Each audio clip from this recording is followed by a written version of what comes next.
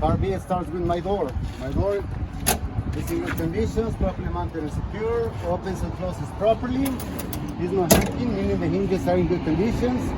My window is not cracked or broken, lowers and rises properly, and my seals for both my door and my window are in place in good conditions, no return of freight. Okay. I have my mirror is properly mounted and secure, no cracked or broken, no missing hardware, and fully adjustable to the driver, always clean. I have my steps, safety bars, and catwalk, properly mounted and secure, no cracked or broken, and no missing hardware, always clean to prevent any accidents. Next is my battery box. My battery box properly mounted and secure, and working properly to keep my battery safe during trips. Next is my depth. My depth tank, properly mounted and secure, no crack or broken, no leaking. My cap and gaskets in place, and my lines are in good conditions, no return or freight, and no leaking.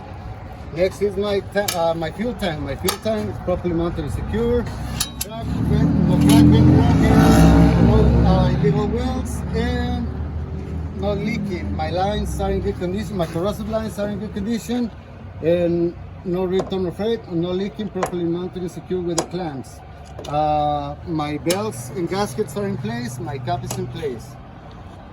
Okay.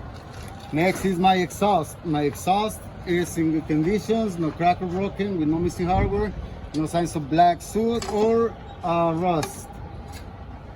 My frame and cross members are in good conditions, are no crack or broken, and no illegal welds, no missing hardware.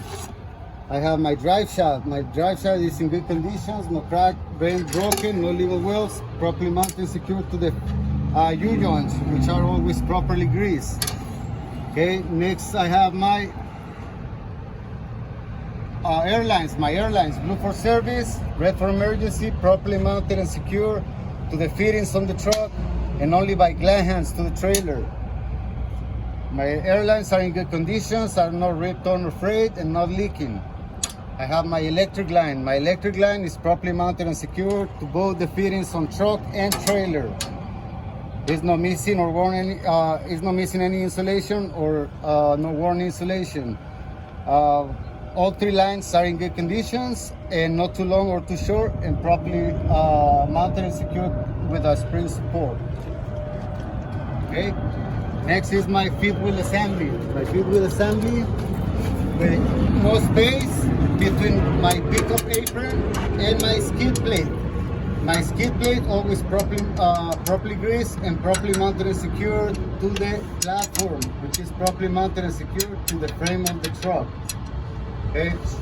My release arm fully engaged to release or engage the locking jaws securing my kingpin. My kingpin is in good condition, is not cracked, bent, or broken, and has no illegal welds. Okay, so that's it for my fifth wheel assembly. Okay, make sure you mention that it's fully engaged. Okay, fully engaged, securing my locking jaws. That's part B? That's for B. Okay, so my next item will be my suspension. My suspension includes my spring mounts, my mounting bolts, my lift spring, my U-bolts, my shock absorber, my air bar, and my torque arm. All in good conditions, properly mounted and secure, no crack, bend, broken, no missing hardware, and my shock absorber and my airbag no leaking. Okay, good condition. Otherwise, we will see signs of hydraulic fluid, right? For my shock absorber and my airbag, well, we will hear the leaking, all right? So next is my brakes. My brake system includes my brake chamber with 90 degrees lock adjuster and 2 inches free plate on the cruise rod. Okay, my brake chamber itself, no bent, cracked, or broken, no illegal welds, no missing hardware, and my lines properly mounted and secured with clamps, no missing clamps, and in good conditions, no return or freight, and no leaking. Okay, next is my brake drums. My brake drums are in good conditions, no bent, cracked, or broken, with no illegal welds, and my brake pads with no less than 1/4 of an inch life remaining. There are no signs of black residue that might indicate metal grinding, or white residue that might indicate a fire extinguisher was used. There is no sign of oil or grease residue that might lead to brake failure. My tires here in the back can be recaps, not necessarily matching radials, but they have to be the same size. With no less than 2/32 of an inch tread line remaining, okay? My rims are body to body or metal to metal, and with only 4 inches of space between the tires, with no debris that might damage the rims or the tires. My pressure in this is the same as the front, 80 to 100 psi or whatever the manufacturer recommends. My sidewalls are in good conditions with no bubbles, no cuts or abrasions.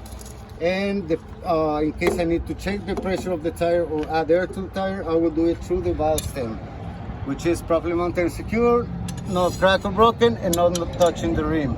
Okay, the rims are in good condition, no bent, cracked or broken, no illegal welds, properly mounted and secure with lug nuts. All lug nuts are in place and no sign of rust that might indicate a loosened or worn lug nut. I have my axle hubcap plate where I cannot check the levels of the oil, so I will do it through the differential. Okay. I will do it through my differential. All right. So next is my mud flaps. My mud flaps with 4 to 6 inches from the ground, properly mounted and secure, in good conditions, no rip, torn or frayed. Next is my pintail hook, properly mounted and secure, working properly, no missing hardware, and working properly. Next is my taillights. My taillights on red, I have my brakes, my turning signals, my emergency flashers, and my running lights. And clear in color, I have my reverse. That will conclude part B of the inspection. Okay, so